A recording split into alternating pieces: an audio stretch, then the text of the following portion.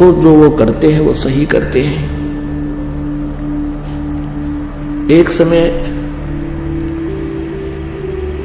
एक राजा का एक महामंत्री था, वो भगवान पर बहुत विश्वास रखता था। राजा भी धार्मिक था, लेकिन उस महामंत्री का विश्वास परमात्मा पर अलग ही था। दूसरे जो मंत्रीगण थे वो उस महामंत्री से बहुत ईर्ष्या रखते थे।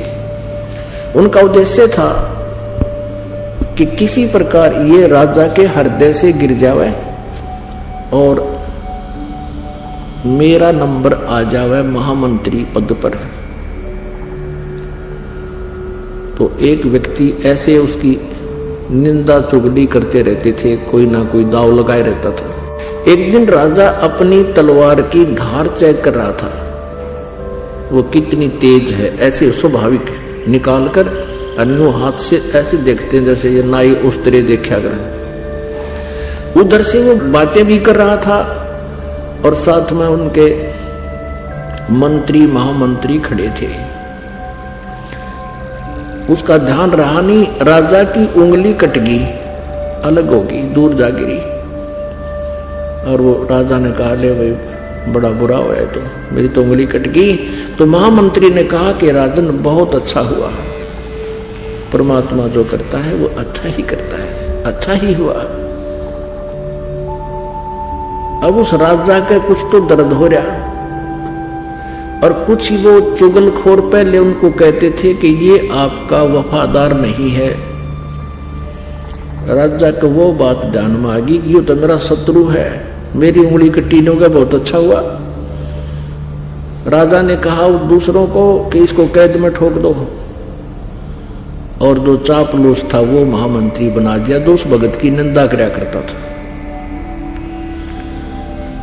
कुछ दिनों के बाद राजा की उंगली ठीक होगी, ठीक का मतलब कट तो गई वो, लेकिन वो जख्म भर गया, जो शेष टूंड सा बचा था इतना, बाकी सारी कट चुकी थी। राजाओं की फिर एक व्यवस्था होती है, वो शिकार खेलने जाते हैं, जंगल में शिकार खेलने जाते हैं, इन मृगों को मारते हैं। अब राजा और वो महामंत्री जो नया चुना था, और भी 20-30 उसके सैनिक 50 चले गए। राजा और महामंत्री जंगल में अकेले रास्ता भूल गए। उधर से जंगली लोगों का कोई पर्व था, देवी को बलि देनी थी। उनके पुरोहित ने कह रखा था उन जंगली लोगों के सरदार को, उनके पुरोहित ने कह रखा था कि मनुष्य की बलि दो तब देवी प्रसन्न होगी।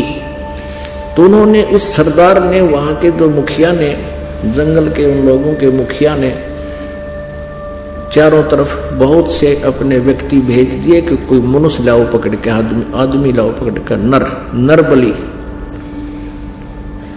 वो 20-30 जने जा रहे थे। राजा और वो महामंत्री दोनों दिख गए, चारों तरफ से घेर लिए और पकड़ लाए। पकड़ के लाके खड़े कर दिए।